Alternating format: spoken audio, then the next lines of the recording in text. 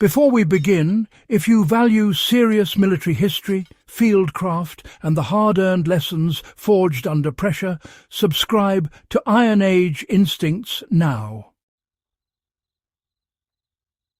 This channel exists for people who care about how things actually worked when lives depended on them.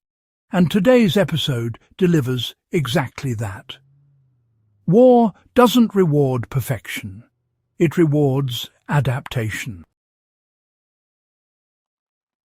During World War II, soldiers across every front faced broken weapons, missing parts and supply chains that simply collapsed. What followed was not desperation, but ingenuity. Men with grease-stained hands and no manuals turned scrap into killing tools, often under fire. These weren't clever tricks for comfort. They were field-expedient solutions that kept units alive and missions moving. Let's get into 7 real World War II field repair hacks that transformed junk into deadly weapons, and what they still teach us today. Why battlefield improvisation mattered more than factory perfection. Standard-issue weapons were built to tight tolerances, but combat destroyed those tolerances fast. Mud in Russia, sand in North Africa, salt air in the Pacific all broke mechanisms. Soldiers learned quickly that, waiting for replacement parts meant becoming ineffective or dead. A rifle that fired imperfectly was, still better than none at all. This mindset is absolutely critical for modern survivalists.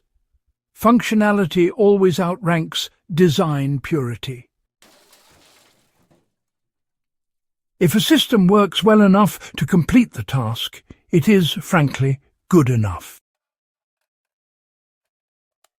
How stripped rifle bolts were rebuilt using scavenged steel. Bolt-action rifles like the Lee Enfield and Mosin Nagant, they suffered chipped or cracked bolt handles under extreme use. Field armourers and even infantrymen, they cut and welded replacement handles using vehicle springs, bed frames, or tool steel scavenged from wrecks. The method was crude but, effective. Heat, hammer to shape, drill, pin, and weld. Modern application is, simple. Learn basic metal shaping and understand load-bearing points. Even without perfect tools, structural integrity can be restored if force vectors are respected. So, let's talk about how machine guns were kept firing with improvised springs and spacers. You see, machine guns were, absolutely brutal on their internal components. Recoil springs, in particular, failed constantly. Crews would replace these springs using whatever they had on hand. Piano wire, radio antenna wire, or even retempered scrap springs.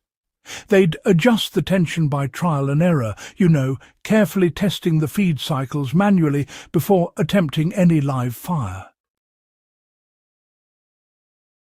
This all matters today because it teaches us the value of controlled experimentation. Instead of simply discarding damaged barrels, they were often shortened. Shot-out or cracked rifle barrels would be cut down past the damaged section, and then, re-crowned by hand using files and abrasive cloth. It was a practical solution, really. Sure, accuracy suffered a bit, but lethality was pretty much unchanged.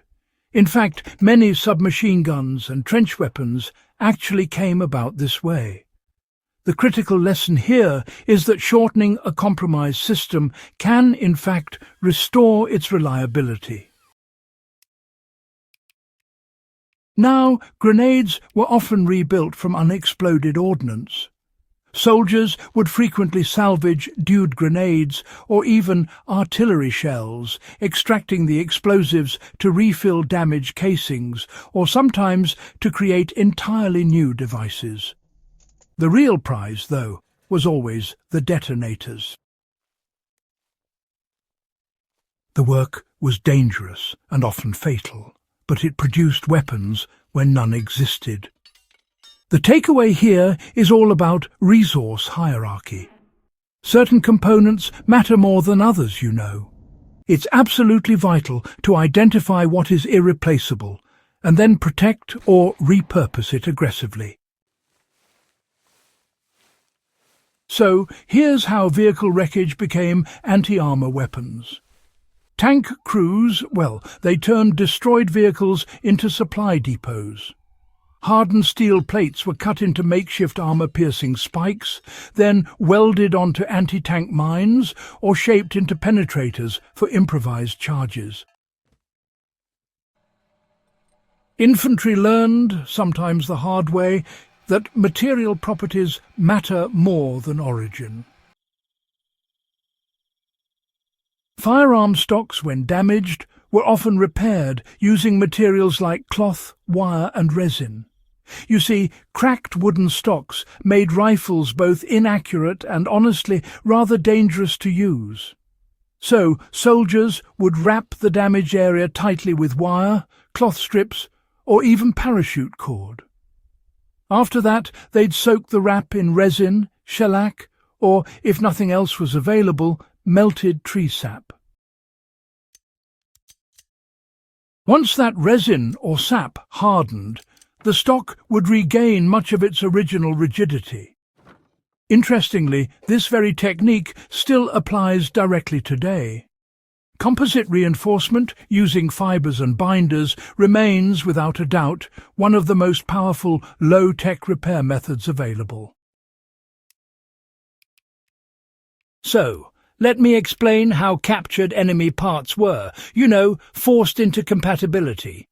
Mixing parts across weapon systems was actually quite common, even though official regulations often prohibited it. German units would modify captured Soviet weapons, and Allied troops, well, they adapted Axis gear constantly. Through filing, shimming and re-drilling, soldiers managed to make incompatible parts work together. This really teaches us something crucial: adaptability over loyalty to systems. In survival scenarios, compatibility isn't something you find, it's something you create. What makes these hacks important isn't just nostalgia, not at all. It's the mindset behind them. World War II soldiers understood that tools exist to serve outcomes, not doctrine. They learned about materials, mechanics and stress through failure, certainly not just from textbooks. That kind of knowledge, honestly, is timeless. If this deep awareness of wartime ingenuity matters to you, then please subscribe to Iron Age Instincts, share this episode with fellow historians and survivalists, and help keep these lessons alive. History doesn't repeat itself, but it constantly tests whether we remembered it.